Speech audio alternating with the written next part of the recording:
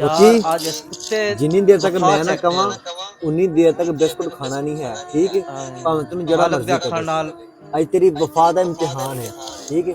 अब बिस्कुट पे जिन्नी मालक देर का तक मैं ना वफा कवां वेखदा खाना है नहीं। कुत्ते वफा कितनी है वो वफा असि इंसान रोकी नाल करिए खा ला अगला इंसान रोकी ओए खा ला वो चला गया उन्हें छाड़ दे तू रोकी खा ला दूजा दे रोकी अखां नाल वेख खा ला वफा छड़ दे अज अरे वफा दी कोई लोड़ नहीं खा ला तू वो चला गया रोकी कुत्ता ओ नहीं खा- खांदा खा ला दे पिया खा ला वो चला गया पता है उसका मालक मेरा नहीं नाराज खान दे रोकी चल खा ला तू जिस सन पैदा कीते है जिस साडे नाल ओ नहीं। नाराज हो जाए जेड़ा सन त्रै टाइम रोटी देंदा है काला आय हाय हाय हाय बड़ी गल देखा बड़ा वफा प्यारा सीन है यार बड़ी गल काश ऐसी वफा इंसान इंसानों में भी होवे। कोई मेरा बच्चा मेरा बच्चा